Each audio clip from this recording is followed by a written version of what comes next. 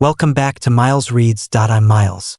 Today we're delving into a classic work of history, the history of Florence. Its author is the renowned political thinker and historian of the late Middle Ages, Niccolò Machiavelli. This book offers Machiavelli's insights into the great city of Florence and the intense internal political struggles among its various classes during the Middle Ages and the Renaissance. Florence, the capital of Italy's central Tuscany region, is nestled in a basin of the Apennine Mountains. The city is also known by the poetic name Filenque, a translation by the Chinese poet Su Zhima that seems to drape the city in a mysterious and romantic veil of jade. Indeed, the city's history has left the world with countless romantic memories. It was here that Dante met his muse, Beatrice, here that Botticelli created the immortal The Birth of Venus, and here that Leonardo da Vinci and Michelangelo were born and raised. It was in this very city that the glorious Renaissance began.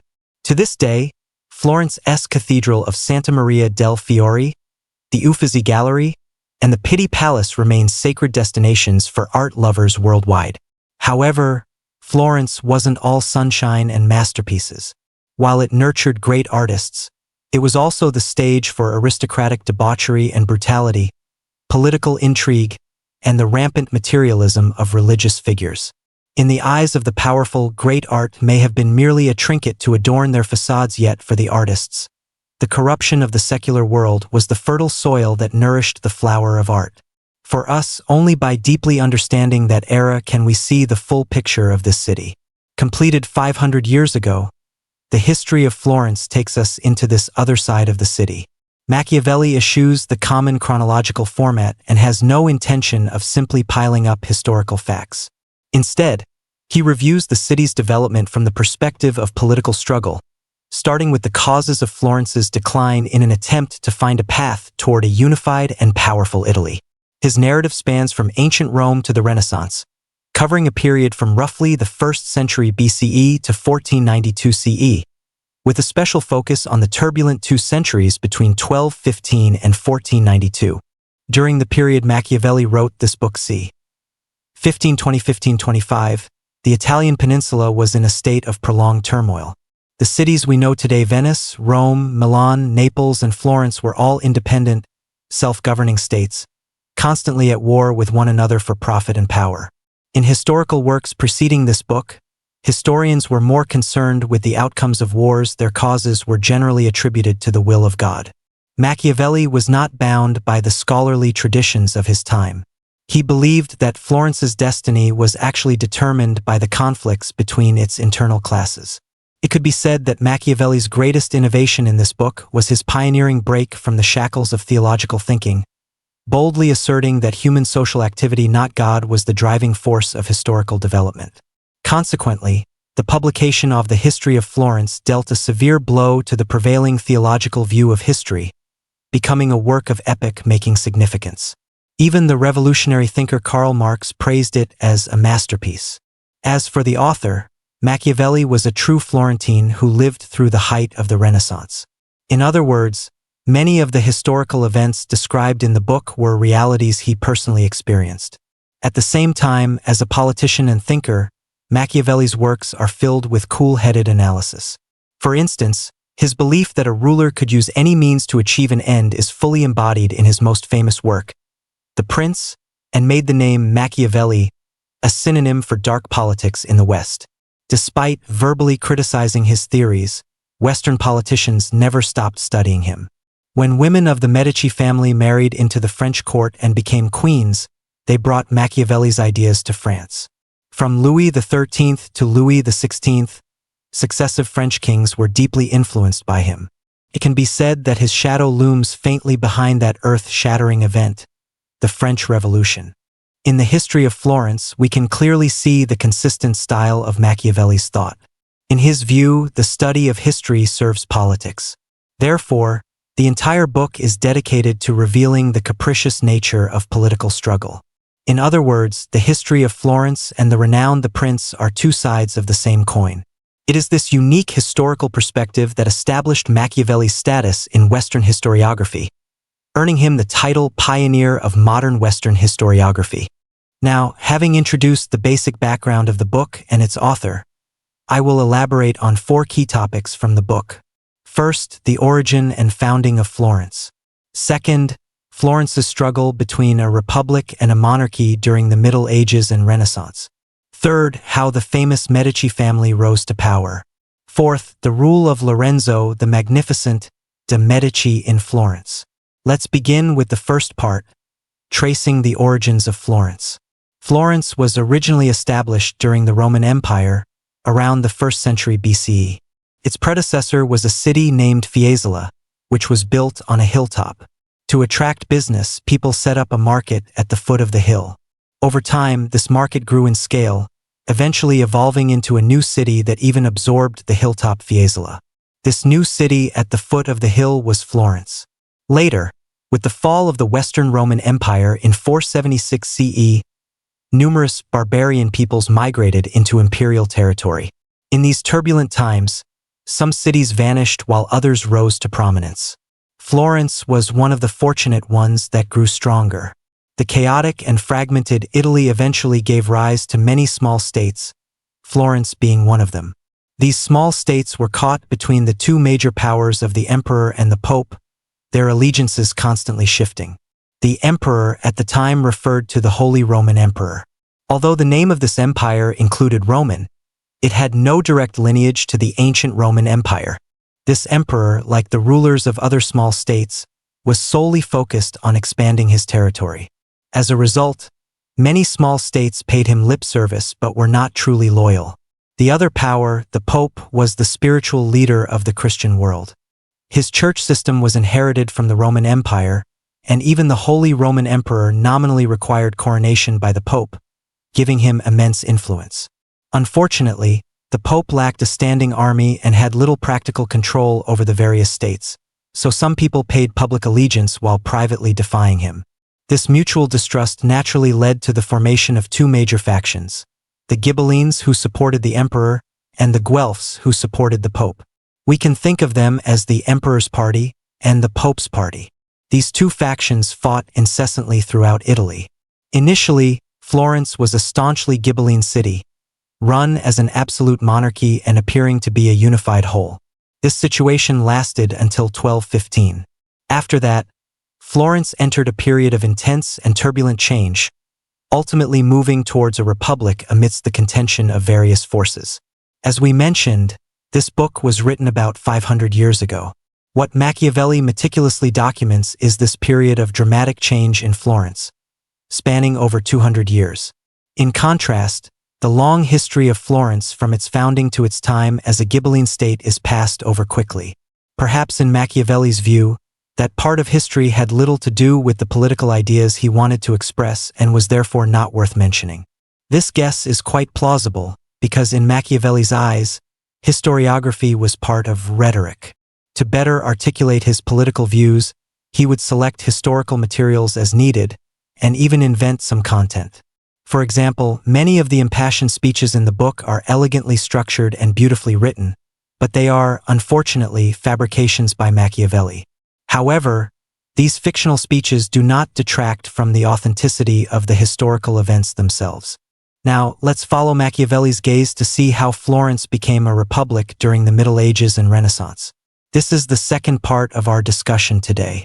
At that time, although Florence was under the rule of the Ghibellines and seemed stable, the conflict between the emperor's and pope's factions was already brewing beneath the surface.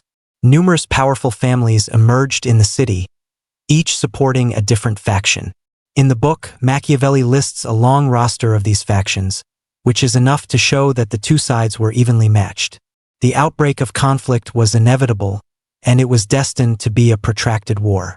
With neither the Ghibellines nor the Guelphs able to eliminate the other, they eventually reached a reconciliation. The final outcome of this reconciliation was that Florence chose to obey neither the emperor nor the pope, instead establishing a republican system to govern itself. Politically, Florence divided its territory into 6 districts, with each district electing 2 representatives, for a total of 12, to form a council of elders to govern the state. Militarily, the city was divided into 20 banners, and the countryside into 76. All young men were required to register, and when war called, they would report to their assigned banner. After completing these political and military reforms, Florence rose to become a powerful state in a short time. However, the good times didn't last. The conflict between the Ghibellines and Guelphs persisted, and Florence's internal strife intensified, at one point threatening to destroy the newly established republic. Machiavelli laments in the book that if not for this internal fighting, Florence could have been even greater. For a time, the Ghibellines gained the upper hand and came up with a terrible idea: to completely destroy the city of Florence to facilitate the emperor's direct rule. This move provoked fierce resistance from the common people, and the nature of the struggle changed. What had been a conflict between two aristocratic factions suddenly became a coalition of the Guelphs and the general populace against the Ghibellines. The result was predictable. The Guelphs achieved a temporary victory. Next, the victorious Guelph faction split.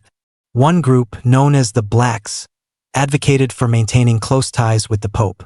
The other group, believing that since they had rid themselves of the emperor, they might as well go all the way and cast off the Pope's authority too, became known as the Whites. This split once again engulfed the city in turmoil. Florence's chaos was a welcome sight to the Pope in Rome. Although the Guelphs were temporarily in power in Florence, the Pope feared that if Florence became truly strong, it would no longer be obedient. Thus, he began to constantly meddle in the affairs of the Black and White factions, intending to keep Florence mired in internal conflict. Later, things took a turn when the Duke of Athens occupied Florence with his army. The Duke intended to restore the monarchy, and had he been able to win the hearts of the people, Florence might very well have returned to absolutist rule. But he failed to seize the opportunity. Instead, he implemented various tyrannical policies that went against the will of the people, causing great dissatisfaction. In the end, the Duke of Athens's rule was overthrown, and Florence restored its republican system. That concludes the second part of our discussion: how Florence established and defended its republic during the Middle Ages and Renaissance. In this section, we can see that neither monarchy nor republic seemed capable of bringing lasting peace and stability to the city. The absolute monarchy ended due to factional strife, while the republican system, despite allowing all classes to govern together, could not fundamentally eliminate partisan conflict. Machiavelli himself was deeply conflicted when facing this problem. In the book, he on one hand supports the republican system, but on the other, he longs for a wise ruler to lead the entire nation. The third part of our discussion will address a kind of solution to this contradiction: the rise of the famous Medici family. At the time, the Medici family stood out among the many powerful houses of Florence. The wise Cosimo de' Medici, though holding no official post within the republican system, wielded de facto power, becoming the invisible ruler of Florence. Let's look at how this came to be. The city of Florence at this time had three classes: the nobility, the commoners, and the artisans. Internal struggles were not just between factions, but also included conflicts between different classes, making the city a tangled mess of conflicts. The Medici family, though nobles themselves, protected the interests of the commoner and artisan classes in several conflicts, which earned them the natural affection of the populace. This was especially true after one war, when the government decided to reform the tax system to increase revenue. This new policy was established by the Medici family against considerable opposition. The policy stipulated that for every 100 florins a gold coin minted in Florence, which was hard currency in Italy at the time a Florentine citizen owned, regardless of class or faction, they had to pay half a florin in tax. This method of taxation was highly unfavorable to the rich, as the more property one had, the more tax one paid. The poor, who might not even have 100 florins, naturally paid no tax. This policy was akin to robbing the rich to give to the poor, and the poor naturally grew increasingly fond of the Medici family. But the poor were still not satisfied. They argued that the rich had made so much money in the past while paying very little in taxes, and that the new law should be used to collect back taxes.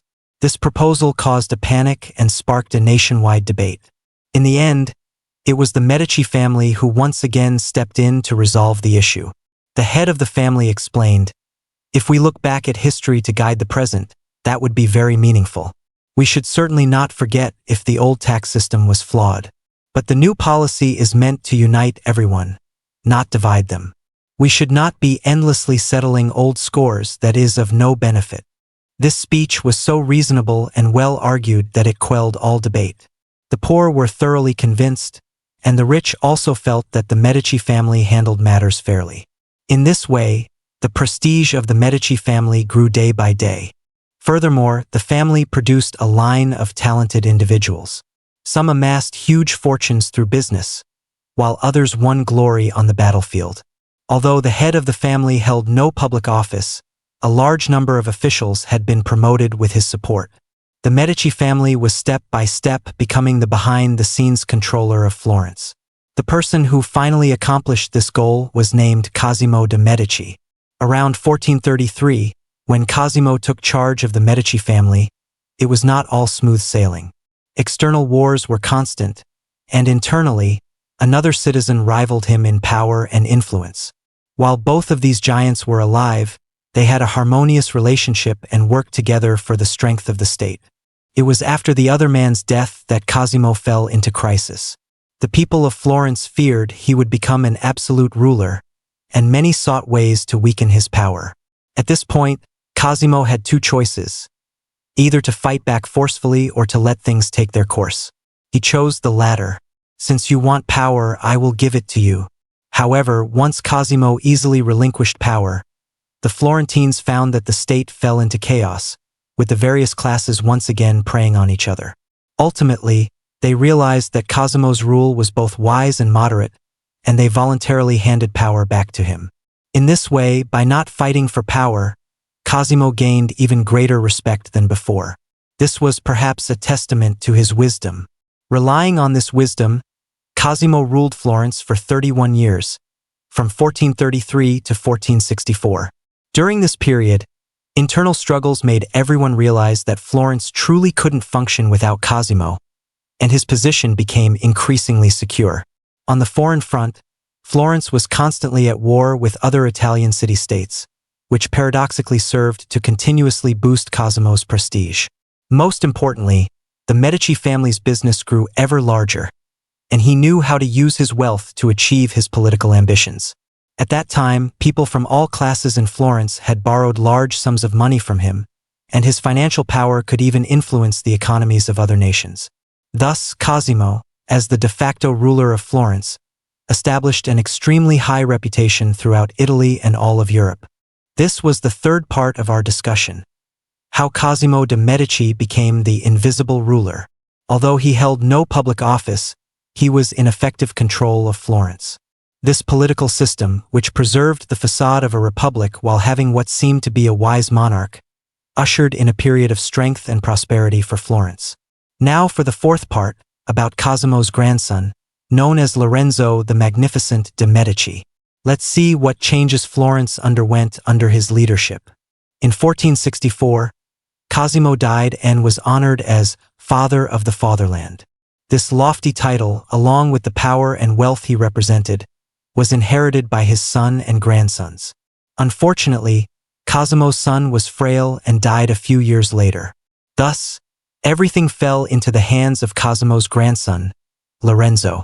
Having achieved great success at a young age and with immense power in his hands, Lorenzo sought to control everything in Florence.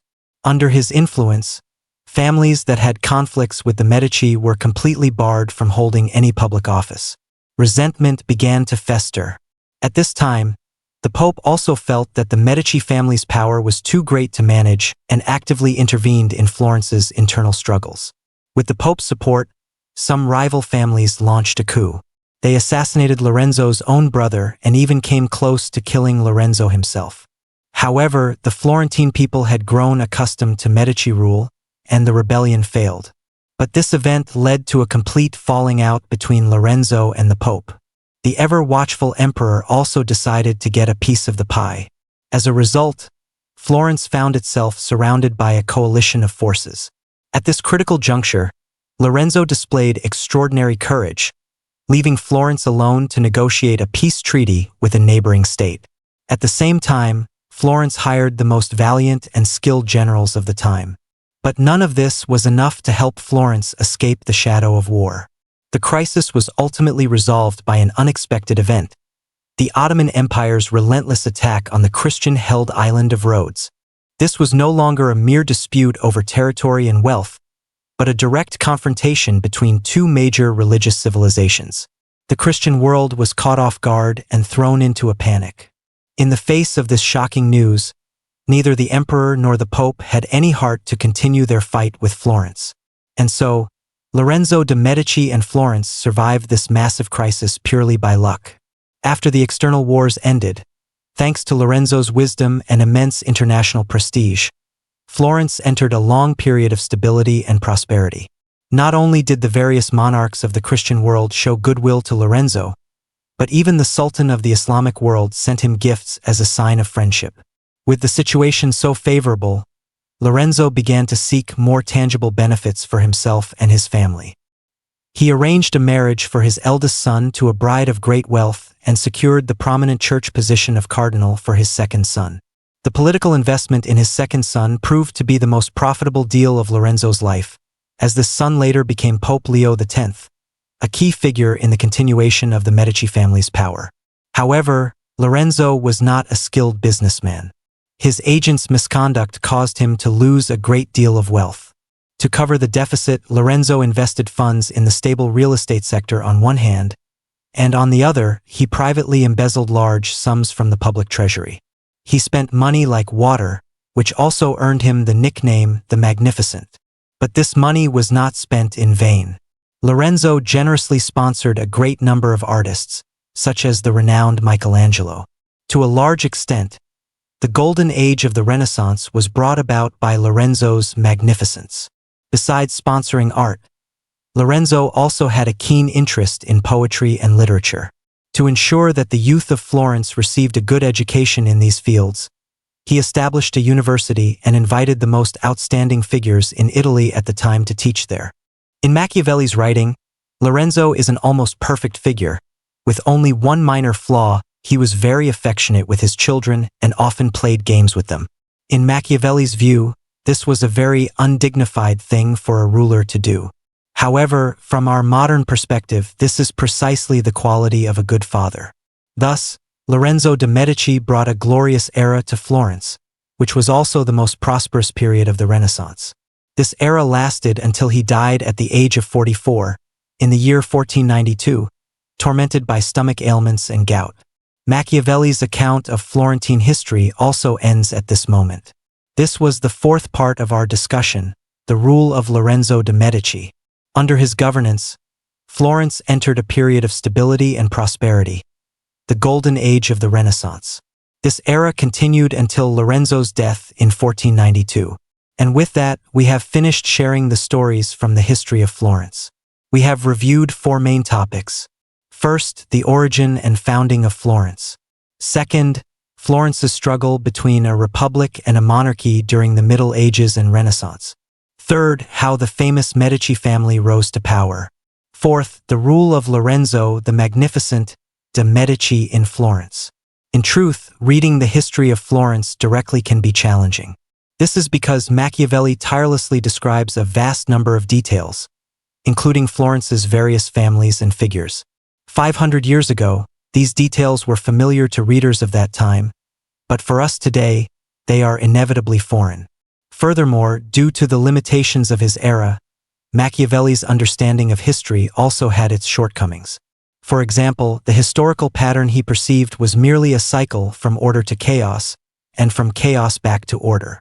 For another, he did not recognize the fundamental role of economics in historical development. But even so, the history of Florence still broke new ground in Western historiography. Particularly bold was the point Machiavelli made, that the Pope, in order to maintain his own supreme authority, intentionally kept all of Italy and even Europe in a chaotic state of numerous rival nations constantly at war. Therefore, the spiritual leader of Christianity, the Pope, was the root of all the turmoil in Italy at the time. This view may seem unremarkable today, but we must remember that this book was written 500 years ago. In an age when Europeans dared not show the slightest offense to God and the Church, no one would have dared to say that the Pope was the mastermind behind the wars. Therefore, Machiavelli's views in the book were truly shocking and unconventional for his time. However, it can be said that several members of the Medici family received Machiavelli's unreserved and highest praise in the book. The reason for this is that during the time Machiavelli lived, the Medici family still effectively ruled Florence, and the creation of this book was a job commissioned to Machiavelli by the Medici family. Therefore, it is not surprising that Machiavelli put the Medici family on a pedestal in the book. Finally, let me summarize the key takeaways from today's sharing. First, Machiavelli is a pioneer of modern Western historiography. The history of Florence is his representative work in the field of history, and his fundamental purpose in studying history was to serve politics. Second, the history of Florence tells the history of the city from the perspective of political struggle. Its core content covers more than 200 years of the late Middle Ages and the Renaissance. By reviewing this history, Machiavelli concluded that historical development follows a law of constantly cycling from chaos to order, and from order back to chaos. Third, in this book, Machiavelli bravely broke with traditional European historical views, beginning to emphasize the role of man in historical development instead of attributing everything to God's plan, thereby opening a new chapter in the study of Western history. Alright, that is all the content for this session. Congratulations on finishing another book.